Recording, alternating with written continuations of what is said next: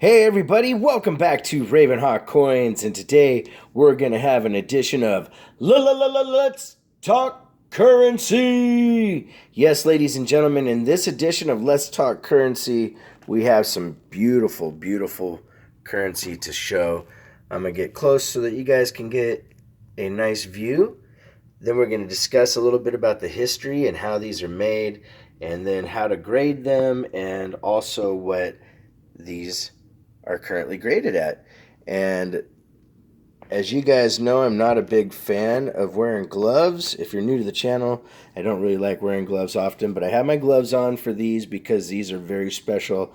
These are Civil War era and a little bit later obsolete currency and fractional currency, and very, very cool stuff. So to give you guys an idea, it was very, very labor intensive creating these types of currencies because they were basically printed one side at a time, and they were manually pressed, in a press using of course, an inking method, and then hung to dry overnight. And this process would be repeated when they were using multiple colors, and that would also take a lot more time. Also, unpurified water was used in this process, and that would introduce minerals and other impurities to the notes, and then that would turn the individual excuse me, that would make different things happen to individual notes with those kind of impurities being in there. And then also, these were individually cut by scissors or using cutting boards. And a lot of the cutting boards back then weren't very sharp. So at times there's issue with the alignment and whatnot of the bills, but very, very cool. So one of the things to consider when you're grading this is that the colors and bleeding of colors or any kind of staining doesn't degrade from these notes, because it was already known that, like I said before, minerals and different things were used in the process of making these. So that would, again, like I said, over time different things would happen to the paper depending on what minerals were present in the paper. This first one here is out of Providence, Rhode Island, and this is a gorgeous, gorgeous note. The artwork in here is just unbelievable. And this one is actually a crisp, uncirculated example. If you hear that, that still has that nice, brand new paper sound. And I am being very ginger with this. And this is a very, very nice example of that note right there. And actually, for the Providence, Rhode Island one, that one doesn't have an exact date for it, but it is believed to be around the 1860s when it was produced. And so that thing is in unbelievable condition. This next one coming up is from North Carolina, and this is a fractional piece of currency. And this one has some history to it. Very, very cool. As you can see here, it was countersigned and everything. It's number 281. And it says here it's redeemable by before January 1st of 1870. This was redeemable, and this was produced from, again, by the state of North Carolina. It does have a slight uneven tear on the right side. Otherwise, it's in crisp condition. It has no folds, and it's been barely circulated.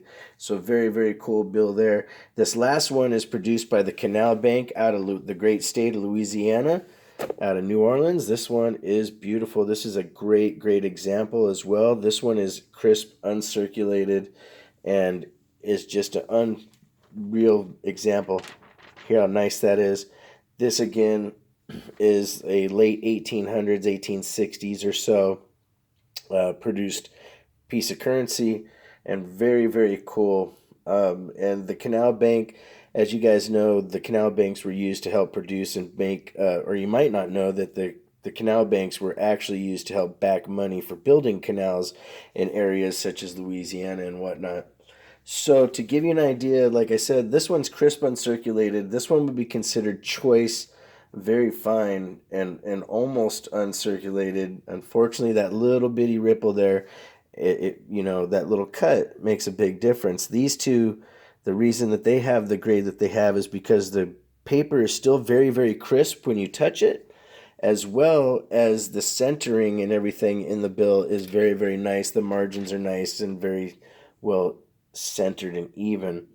So great, great examples of American history there. I'd love to know, who owned this one right here over time and the stories that it could tell and what you could get for 25 cents back in the 1860s would just be really, really cool, as you guys know. Anyways, hope you guys enjoyed this one, and we'll try to get some more currency videos here in the future. With currencies, it is a interesting hobby. It's hard to find ones that are in really, really good condition at times, so I'm very picky at what I get because a lot of these are actually forwarded in either giveaways or auctions or whatnot. So I want to make sure people have really good pieces for their collections. Anyways, so like always, if you guys want to correspond, it's ravenhawkcoins@gmail.com. Our P.O. Box is 721-296 Norman, Oklahoma 73070. And like always, please make sure to take care of one another. And I don't normally say this, but please give me a thumbs up if you've gotten this far. And like always, take care of one another again, like I said before.